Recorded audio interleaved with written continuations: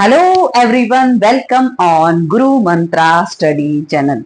बेटे, आज मैं आपके लिए बहुत बेहतरीन क्लास लेकर आई हूँ, लेकिन उससे पहले आपके सामने एक मैसेज रहने वाला है। अब बहुत सारे स्टूडेंट इस चैनल पर पढ़ते हैं। क्लासेस क्लासेस के जो स्टूडेंट है वो भी हमारे पास पढ़ते हैं, प्लस कोचिंग वाले स्टूडेंट भी पढ़ते हैं। अब ये क्लास दोनों स्टूडेंट के लिए बहुत इंपॉर्टेंस रखने वाली है। क्या कारण है, ध्यान से सुनना।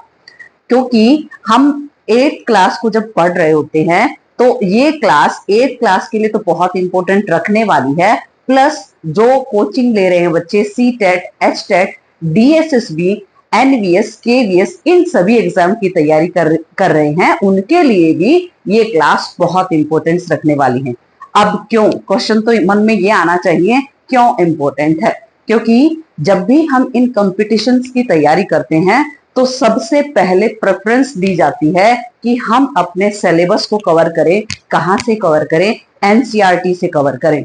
और आज का चैप्टर जो रहने वाला है, मैं आपको एश्योर करना चाहती हूँ कि बहुत सारे स्टूडेंट इन चैप्टर्स को बहुत लाइटली लेते हैं और बहुत सारे क्वेश्चंस यहाँ से बच्चों के रह जाते हैं।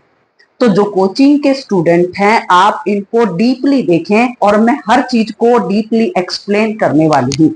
अब ये जो चैप्टर का नाम रहने वाला है, रूलिंग द कंट्री साइड। इससे पहले एक वीडियो और डाल चुकी हूँ जिसमें हमने ट्रेड टू टेरिटरी को देखा था, यानी कि ब्रिटिश ईस्ट इंडिया कंपनी हमारे देश में आती है और वो क्या करने आती है? ट्रेड करने आती है, और धीरे धीरे वो हमारे देश में रूलर बन जाती है, शासक बन जाती है।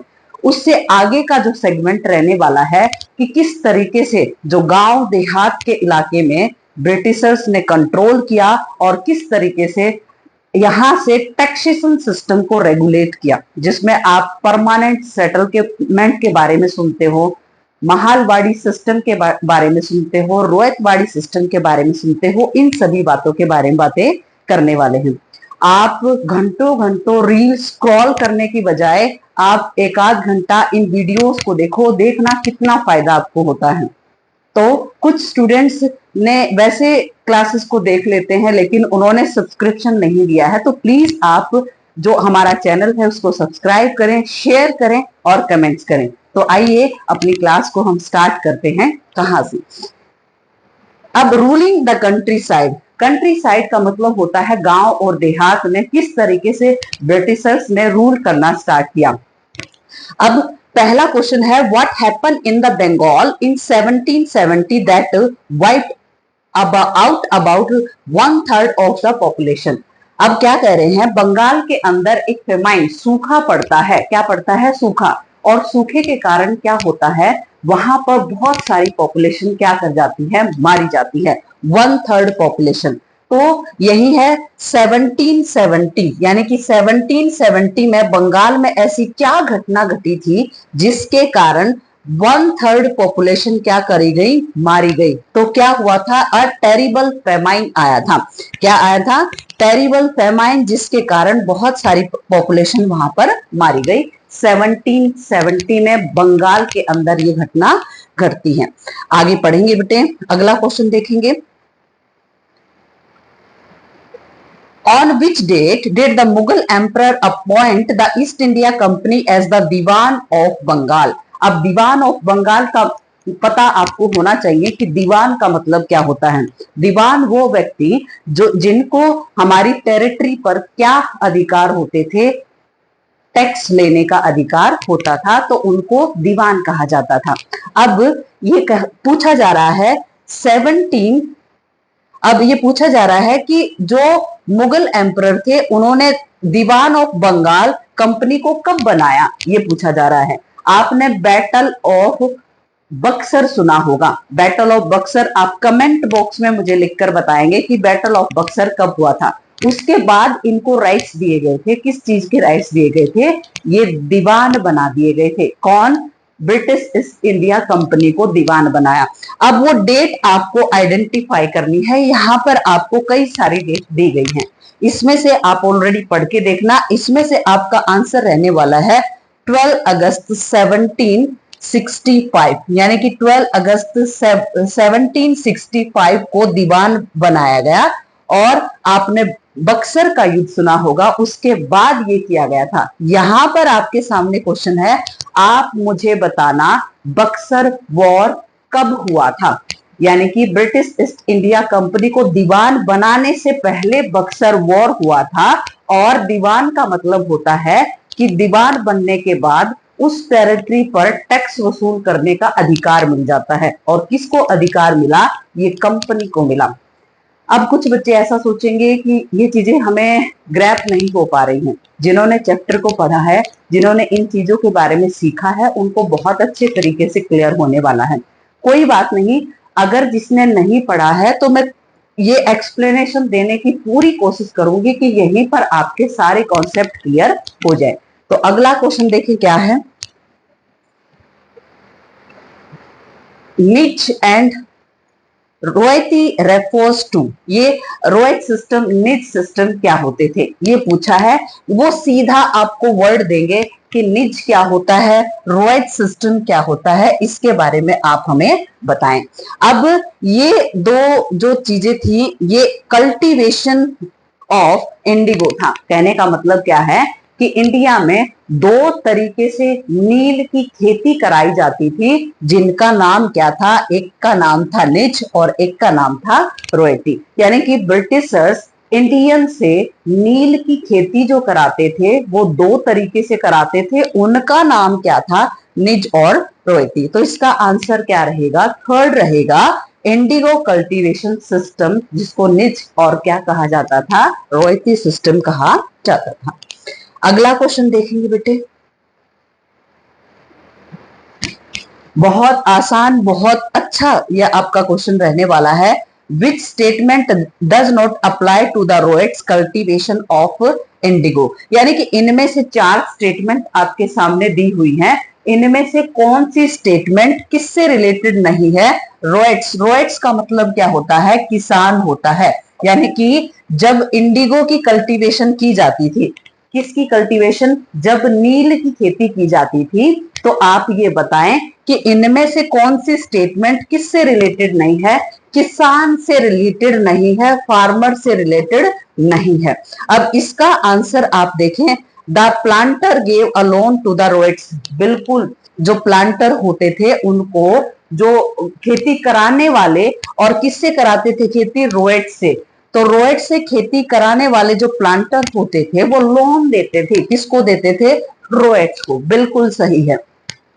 The ryots grew indigo on their lands. जो क्या होते हैं? रोएट्स होते थे, वो अपनी जमीन पर क्या करते थे? किसकी कल्टीवेशन करते थे?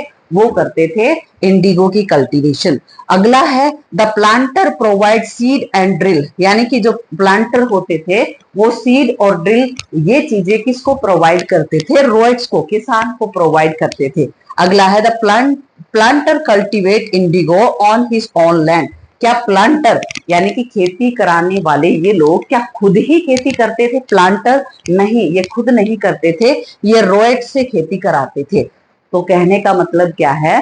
इंडिगो कल्टीवेशन होता था। क्या होता था? Indigo cultivation. इंडिगो कल्टीवेशन में दो सिस्टम को हमने पिछले क्वेश्चन में पढ़ा, निज और रोयती पढ़ा। अब उसमें उस खेती को कराने वाले कौन थे? प्लांटर्स होते थे। ये प्लांटर्स किससे? किसानों से, रोएट से अपनी खेती कराते थे, उनको लोन पर पैसा देते थे।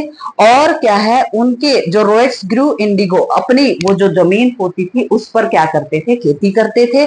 और क्या होता था, ये जो प्लांटर्स होते थे वो उनको क्या देते थे? सीड, बीज, मशीनें, ये सभी प्रोवाइड कराते थे, ताकि ये प्रोडक्शन करें। कौन प्रोडक्शन करे?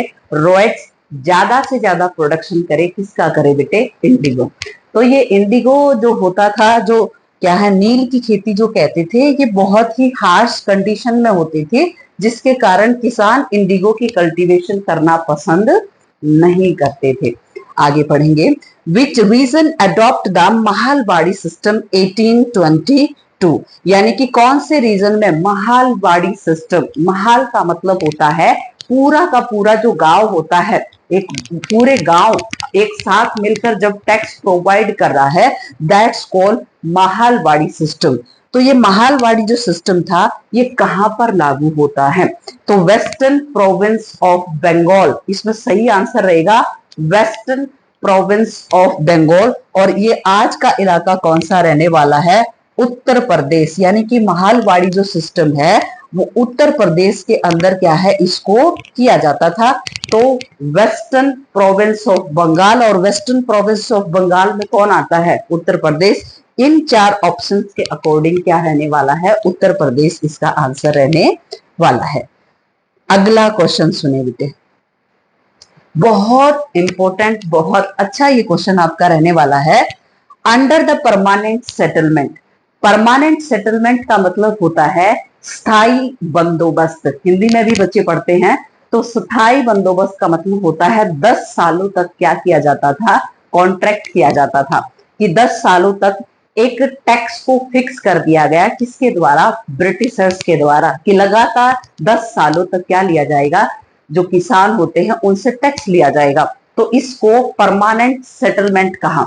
अब देखो क्या कह रहे हैं, under the permanent settlement who were recognised as zamindar. Zamindar फिर किसको कहा जाने लग गया?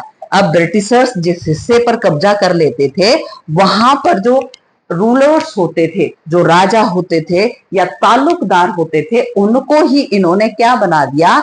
इन्होंने जमींदार कहना स्टार्ट किया। और जमींदार अब क्या करेंगे? ये कंपनी की तरफ से अब टैक्स वसूल करके किसको देंगे? कंपनी को देंगे। लेकिन कमेंट बॉक्स में मुझे आप बताएंगे कि यहाँ पर कितना परसेंट टैक्स लगाया गया और कितना जमींदारों के पास रहता था। आप कमेंट बॉक्स में जो 8th क्लास स्टूडेंट चैप्टर को पढ़ चुके हैं इसको एक्सप्लेन करेंगे। अगला क्वेश्चन देखो, which statement is not advantage of permanent settlement to the Britishers. मैंने बताया कि परमानेंट सेटलमेंट के अकॉर्डिंग क्या होता था, 10 सालों तक जो रेवेन्यू था उसको फिक्स कर दिया जाता था। अब फिक्स करने के बाद कई बार ऐसा होता, जमींदार जो जिनको राजा या ताल्लुकदार कहते हैं वो अपनी तरफ से टैक्स को इंक्रीज करके अपना प्रॉफिट कमा लेते। इससे क्या होता, इससे कंपनी को महसूस होता कि जो ये जो जमींदार हैं ये अपना प्रॉफिट ज्यादा कर रहे हैं। तो देखो, the revenue was not fix. Permanent का ही मतलब क्या होता है? फिक्स होना। क्या होता है?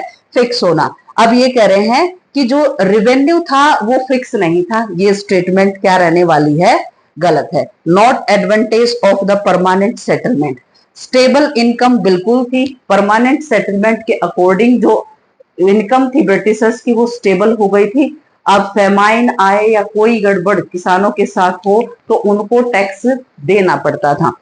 एनकरेज जमींदार, बिल्कुल जमींदारों को एनकरेज किया गया कि वो क्या वसूल करके लेके आए? टैक्स वसूल करके लेके आए, उसके बदले उनको क्या होने वाला है? फायदा होने वाला है।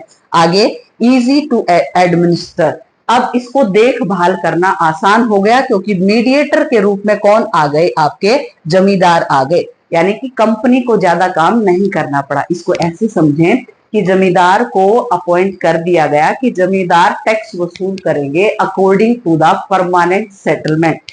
और इसमें 10 सालों तक क्या किया गया? एग्रीमेंट किया गया। 10 सालों तक लगातार कौन लेकर आएंगे टैक्स? जमींदार लेकर आएंगे। लेकिन लेकर किससे आएंगे? किसानों से। और उसको सबमिट कहाँ कराएंगे? कंपनी के पास सबमिट कराएंगे। तो इस तरीके से ये जो परमानेंट, फिर जो ब्रिटिशर्स हैं इन्होंने सोचा कि हम कुछ इलाके ऐसे हैं कि 10 सालों तक एग्रीमेंट करने के बाद वहां पर प्रोडक्शन बहुत ज्यादा होने लग गया। तो कंपनी ने सोचा कि हमारा बहुत ज्यादा क्या हो रहा है? नुकसान हो रहा है। तो इस तरीके से ये अपना लॉस समझते हैं। कौन समझते हैं? आपके Britishers. Who introduced the ryotwari settlement system. Ryotwari settlement system को किसने स्टार्ट किया था? इनमें से 4 ऑप्शन आपको हमेशा पढ़े हुए लगेंगे। इनको बहुत अच्छे तरीके से आपको याद करना पड़ेगा। अब रोयतबाड़ी सिस्टम जो है ये थॉमस मुनरो ने स्टार्ट किया था। रोयतबाड़ी का मतलब होता है, रोयट्स का मतलब मैं पहले भी बता चुकी हूं, इसका मतलब होता है किसान। और इसको स्टार्ट करने वाले कौन थे? थॉमस मुनरो रहने वाले हैं। अब 8th क्लास स्टूडेंट ध्यान से सुने, आपको कमेंट बॉक्स में इस क्वेश्चन के पर्सपेक्टिव में लिखना है कि इसको कहां लागू किया था और कितना टैक्स यहाँ पर लगाया गया था, आप कमेंट बॉक्स में जरूर लिखेंगे। अगला क्वेश्चन देखिए बेटे, in which year was the permanent settlement introduce in Bengal. Bengal के अंदर स्थायी बंदोबस्त कब लागू हुआ, ये भी पता होना चाहिए आपको। आपके सामने 4 ऑप्शंस हैं। 4 ऑप्शंस में आप ये आपका आंसर रहने वाला है 1793 में। कब रहने वाला है? 1793 में आपका परमानेंट सेटलमेंट है उसको इंट्रोड्यूस किया था। लेकिन कमेंट बॉक्स में इसके साथ आप आंसर लिख रहा कि ये इंट्रोड्यूस करने वाले कौन थे, यानी कि परमानेंट सेटलमेंट को इंट्रोड्यूस किसने किया था, आप कमेंट बॉक्स में इसको लिखिएगा। What was the chief advantage of company becoming a Diwan of Bengal? जब ये बंगाल के दीवान बन जाते हैं कौन? ब्रिटिशर्स। अब यहाँ से ब्रिटिशर्स की लूट स्टार्ट होती है। कहने का मतलब ये हमारे देश को बहुत ज्यादा एक्सप्लॉइट करना स्टार्ट करते हैं। तो इनको फायदा क्या हुआ दीवान बनने के बाद? अब दीवान बनने के बाद पावर टू मेक लॉ नहीं, हमारे देश में अभी इनको पावर नहीं थी कि ये लॉ बना सके। कंट्रोल ऑफ पुलिस पर कंट्रोल हो गया। Raise revenue and trade monopoly, तो इसका आंसर रहेगा आपका क्या रहने वाला है? Raise revenue. इन्होंने क्या किया, अब क्या वसूल करना स्टार्ट कर दिया? रेवेन्यू वसूल करना स्टार्ट कर दिया। और ट्रेड मोनोपोली अभी नहीं आएगी, कुछ लंबे समय के बाद इनकी क्या आने वाली है? जो मोनोपोली ऑन द ट्रेड, यानी कि अब ये धीरे धीरे जो ट्रेड है उस पर क्या करेंगे? कंट्रोल करेंगे। आगे, what was the chief cause of indigo revolt in Bengal? यानी कि इंडिगो की जब खेती करते हैं इसमें बंगाल में जो जब खेती करते रोएट्स जब खेती करते तो क्या होता कि इंडिगो की कल्टीवेशन के कारण जो सोइल होती है उसकी फर्टिलिटी क्या हो जाती है? कमजोर। कहने का मतलब क्या है? जिस जमीन पर इंडिगो की खेती होती वो जमीन बंजर हो जाती, तो इसलिए किसान बहुत ज्यादा परेशान थे। वो नहीं चाहते थे क्या करें, किसकी कल्टीवेशन? इंडिगो कल्टीवेशन करें। तो ये कह रहे कि बंगाल में इंडिगो कल्टीवेशन का जो रिवोल्ट था उसका कारण क्या था? High price for crops, support from the British, exploitation of ryots by the planters. जो खेती कराने वाले जो रोएट्स होते थे, यानी कि जो प्लांटर्स होते थे, वो किसको परेशान करते थे? रोएट्स का मतलब होता है किसानों को बहुत ज्यादा परेशान वो करते थे। तो जो किसान थे वो बिल्कुल पसंद नहीं करते थे। पहले तो जो इंडिगो है उसकी कल्टीवेशन करना बहुत मुश्किल होता था, इनके लिए इनको हार्श कंडीशन में रहना पड़ता था। फिर ये जो है प्लांटर्स जो होते थे वो इनको बहुत ज्यादा क्या करते थे? परेशान करते थे। Who led the Indigo Rebellion in Bengal? यानी कि जो विद्रोह होता है बंगाल के अंदर, जो किसान ये कह देते हैं कि अब से हमें क्या नहीं करनी, जो इंडिगो है नील की खेती नहीं करनी, तो उसमें से कुछ दो व्यक्ति क्या बनते हैं? लीडर्स बनते हैं। वो कौन से 2 व्यक्ति हैं जो इस रिवोल्ट में लीडर्स बनते हैं? तो इनका नाम रहने वाला है दिगंबर बिस्वास और विष्णु बिस्वास। ये 2 लोग थे जो इस रिवोल्ट में, बंगाल के अंदर इस रिवोल्ट में क्या रहते हैं? लीडर्स रहते हैं, यानी कि इस जो रिबेलियन है इसको रेगुलेट करते हैं और आगे बढ़कर इसमें पार्टिसिपेट करते हैं। आगे पढ़ेंगे, what did the blue rebellion achieve? यानी कि जब इन्होंने ये जो रिबेल्सन किया, यानी कि जो ये विद्रोह किया, इसके पर्सपेक्टिव में इनको क्या मिला? अब क्या कह रहे हैं? Farmer started growing more Indigo. नहीं, ऐसा नहीं हुआ। जैसे जब ये रिबेल्सन हुआ तो ब्रिटिश गवर्नमेंट को महसूस हुआ कि इंडियन जो किसान है वो बहुत बड़े लेवल पर भी रिवोल्ट कर सकते हैं, क्योंकि जो इंडिया है वो एग्रीकल्चरल लैंड है और यहाँ पर किसान बहुत सारे हैं। अगर किसानों को परेशान किया तो इन फ्यूचर ये जो रिवोल्ट है ये बड़े लेवल की हो सकती है। तो क्या किया गया? ब्रिटिशर्स क्या लेकर आए? सेट अप अ कमीशन लेकर आए और ये जांचने के लिए कि किसानों को किन समस्याओं का सामना करना पड़ता है, किसके प्रोडक्शन के लिए, ये आपके इंडिगो प्रोडक्शन के लिए किन समस्याओं का सामना करना पड़ता है, इन सभी बातों के बारे में देखें, जांचें और परखें। आगे, which of the following is the true about the Mahalwari system? यानी कि महालवाड़ी सिस्टम जैसे ये रोयतबाड़ी सिस्टम पढ़ रहे हैं, परमानेंट सेटलमेंट पढ़ रहे हैं, महालबाड़ी सिस्टम पढ़ रहे हैं, ये सभी क्या है, ये जो ब्रिटिशर्स है इनका टारगेट था कि हम इंडिया से ज्यादा टैक्स कैसे वसूल कर सकते हैं, ये सभी इनकी जो प्लानिंग रहने वाली है। Which of the following is true about the Mahalwari system, Mahalwari system के बारे में कौन सा जो स्टेटमेंट है वो ट्रू है। इंट्रोड्यूस इन बंगाल, नहीं, आप बताएंगे महालवाड़ी सिस्टम को कहाँ इंट्रोड्यूस किया था। Revenue was fix for ever, हमेशा के लिए रेवेन्यू को फिक्स किया नहीं किया, परमानेंट में किया था लेकिन वो भी 10 सालों के लिए था। रेवेन्यू रिवाइज पीरियोडिकली, समय समय के साथ ये कहा गया रेवेन्यू का जो अमाउंट है उसको क्या कर दिया जाएगा, चेंज किया जाएगा, यानी कि अकॉर्डिंग टू टाइम जो ये रेवेन्यू सिस्टम है इसको क्या किया जाना है, चेंज किया जाना है। अगला देखें, विच British officer is associated with the Mahalwari system, Mahalwari system से संबंधित। देखो इसमें बहुत आसान है इसको याद करना, आपके सामने 4 ऑप्शंस जरूर मिलेंगे और महालवाड़ी, महालवाड़ी में भी एम आ रहा है और क्या है, होल्ट मैकेंजी में भी एम आ रहा है। ऐसे ही नाम आपको ऐसे ऊपर नीचे जरूर मिलेंगे, लेकिन होल्ट मैकेंजी महालवाड़ी सिस्टम के जो क्या है फाउंडर हैं वो कौन कहलाते हैं, होल्ट मैकेंजी कहलाते हैं। तो मैकेंजी और महालवाड़ी, तो इनका आंसर आप सीधे याद कर लेना। Who introduced the permanent settlement, permanent settlement को इंट्रोड्यूस करने वाले कौन थे।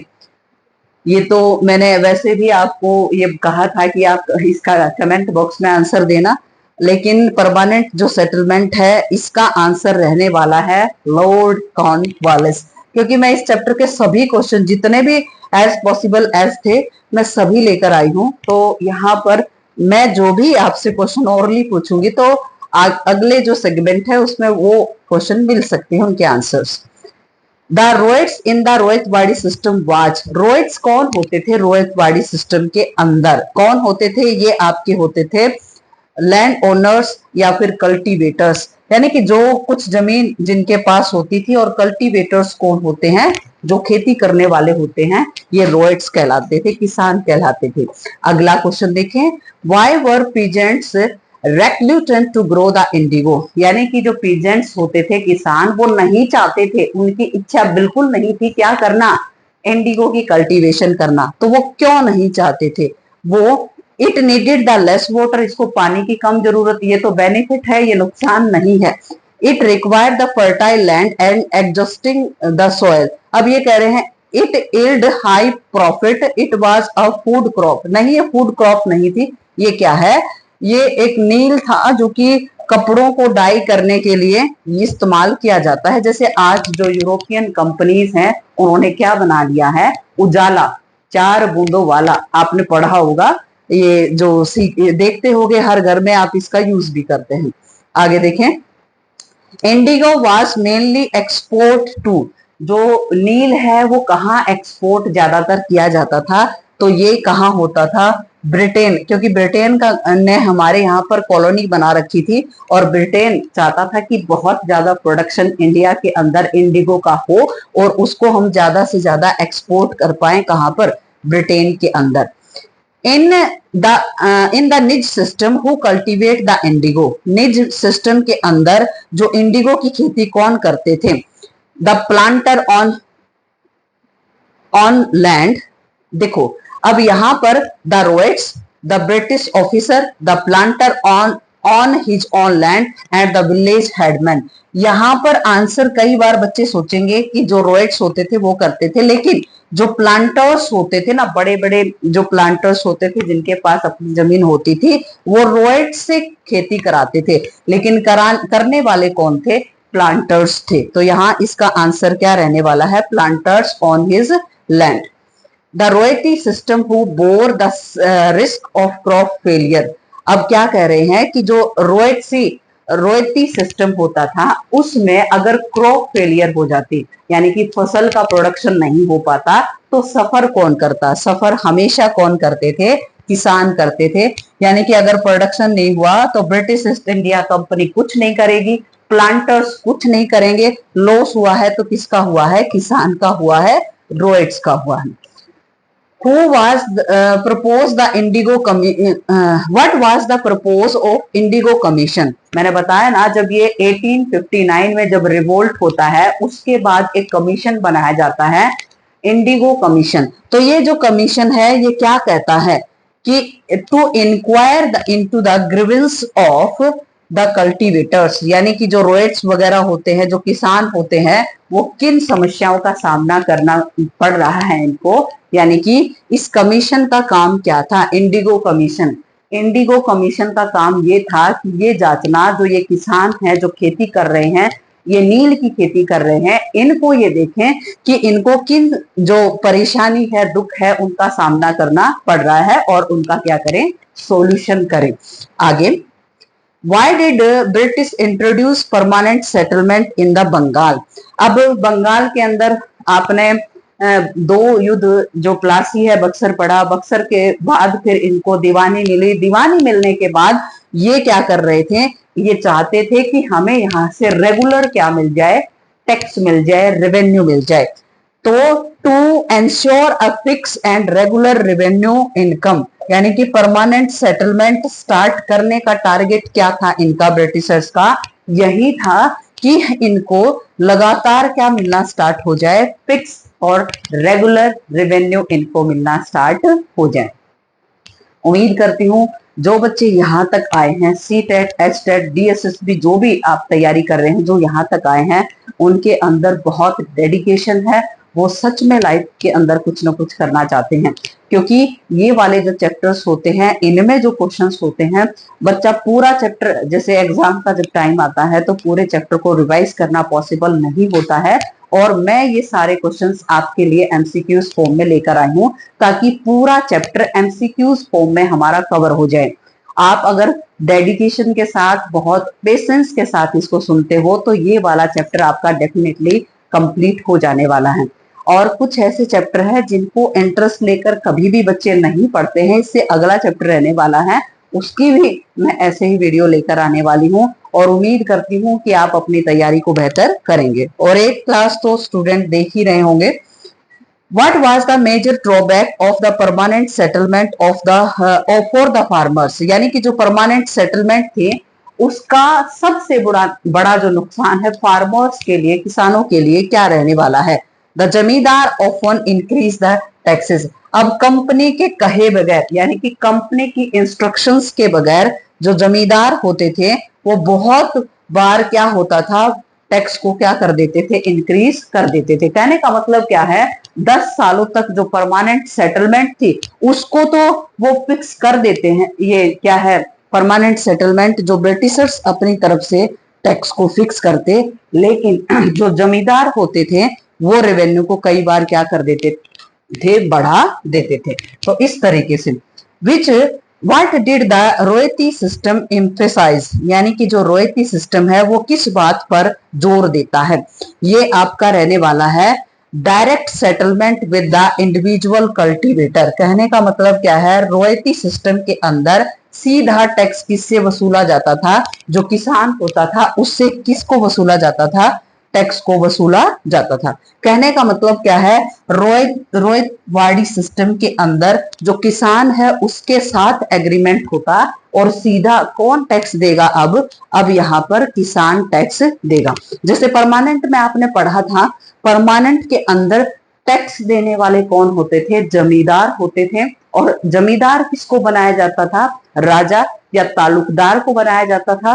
और महलवाड़ी सिस्टम में पूरा गांव मिलकर टैक्स देगा, गांव के हेडमैन को सबमिट कराएगा, और फिर उसके बाद जो हेडमैन होता है वो किसको देगा, कंपनी को टैक्स देगा। आगे, Why did जमींदार lose their zamindari right under the permanent settlement? कई बार जमींदारों से उनकी जमीन को छीन लिया जाता, तो उनकी जमीन को क्यों छीना जाता, कंपनी उनसे उनकी जमीन को क्यों लेती, क्या कारण था। अब यहाँ पर देखना, they refuse to collect revenue, नहीं मना कर सकते, उनका काम ही क्या था, रेवेन्यू को कलेक्ट करना। दे सपोर्टेड द रिबेलियन, वो रिबेलियन को सपोर्ट करते, फिर वो ब्रिटिशर्स के फेवर में होते ही नहीं, इसका मतलब वो किसानों के फेवर में होते। और तीसरा है, दे फेल टू पे the fix revenue on time. कई बार ऐसा होता कि कहीं पर कोई गड़बड़ हो जाती और प्रोडक्शन अच्छे से नहीं हो पाता तो क्या होता, यानी कि परमानेंट सेटलमेंट के अंदर अगर प्रोडक्शन अच्छे से नहीं हो पाता तो जो जमींदार है वो टैक्स वसूल नहीं कर पाता, और टैक्स वसूल नहीं कर पाता तो कंपनी को नहीं दे पाता, और कंपनी को नहीं दे पाता तो क्या होता कि कंपनी जो जमींदार है उससे उस जमीन को छीनकर दूसरा कोई जमींदार अपॉइंट कर देती थी, जिसके कारण क्या है, उनको जमींदारी से हटा दिया जाता था। What was the Blue Rebellion also called? Blue rebellion को और क्या कहा जाता है? चंपारण सत्याग्रह 1917। हम इसको 10th क्लास के अंदर पढ़ते हैं, वहां भी अगर 10th क्लास का कोई स्टूडेंट है तो बिल्कुल मेरी क्लासेस को देख सकते हैं। इसको क्या कहा जाता है? इंडिगो रिवेल्ट कहा जाता है, यानी कि ब्लू रिबेलियन को क्या कहा जाता है? Indigo rebellion. Non cooperation movement 10th class में पढ़ते हैं, ये बंगाल रोएट्स इन्हीं को ही कहा जाता है, लेकिन बंगाल रोएट्स कई बार अलग अलग बातों पर हुए हैं। What role did the vernacular newspaper play in the Indigo Revolt? अब जब इंडिगो रिवोल्ट होता है तो वर्नाकुलर का मतलब होता है जो स्थानीय न्यूज़पेपर होते हैं उनको वर्नाकुलर न्यूज़पेपर कहते हैं। तो यही कहा कि ये जो वर्नाकुलर न्यूज़पेपर हैं ये जब रिवोल्ट होती है तो इन न्यूज़पेपर ने क्या रोल अदा किया। अब देखें, अब ये क्या है, they promote the British policies. इन्होंने कहा कि ब्रिटिश पॉलिसीज तो बहुत अच्छी हैं, इनको आपको फॉलो करना चाहिए। They encourage the violence. इन्होंने कहा कि जितना ज्यादा हो सके आप वायलेंस करें।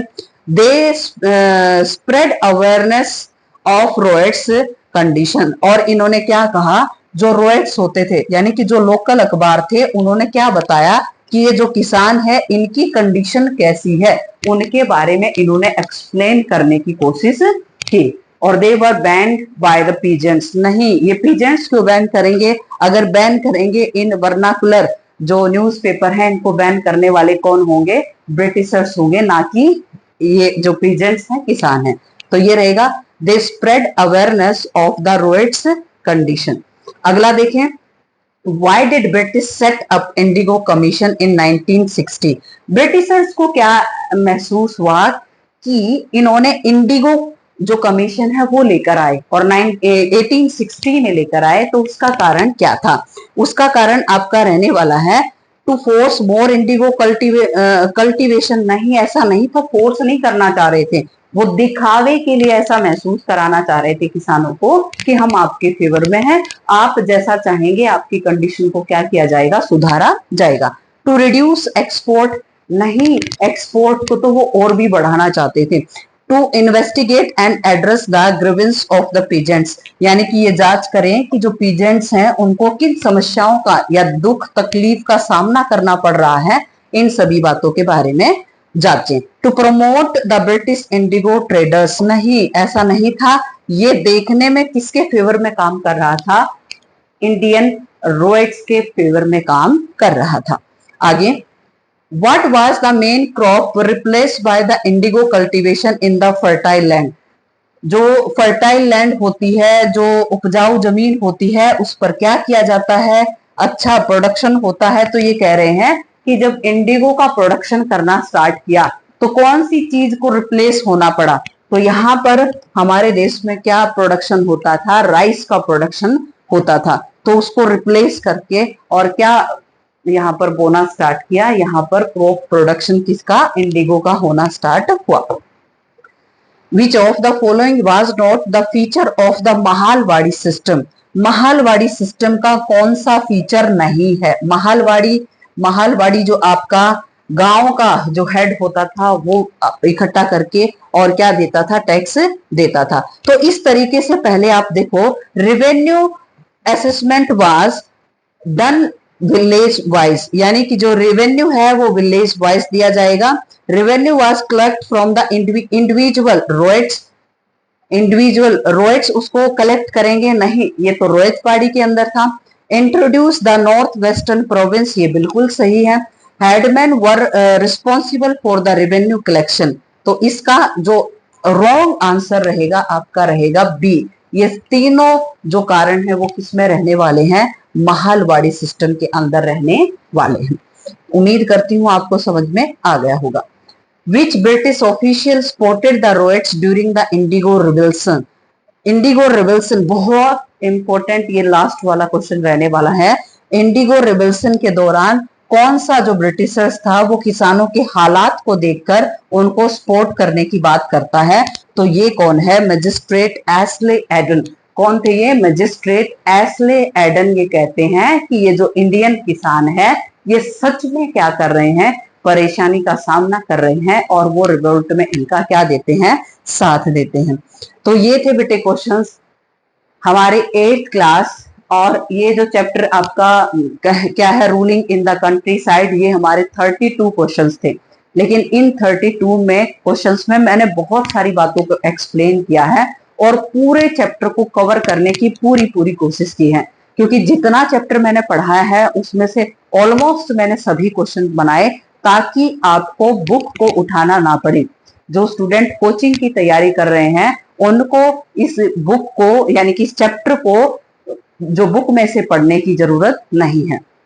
तो अगली क्लास के लिए बेटे आप इंतजार करें, तब तक के लिए आप चैनल को जरूर सब्सक्राइब करें। बहुत सारे बच्चे देख लेते हैं लेकिन उन्होंने सब्सक्राइब नहीं किया है। आप शेयर करें, कमेंट करें। जो बच्चे तैयारी कर रहे हैं कोचिंग की उनके लिए ये क्लास बहुत इंपॉर्टेंट रहने वाली है। 8th क्लास के लिए तो ये है ही इंपॉर्टेंट, क्योंकि वो इस चैप्टर को पढ़ चुके हैं। तब तक के लिए थैंक यू।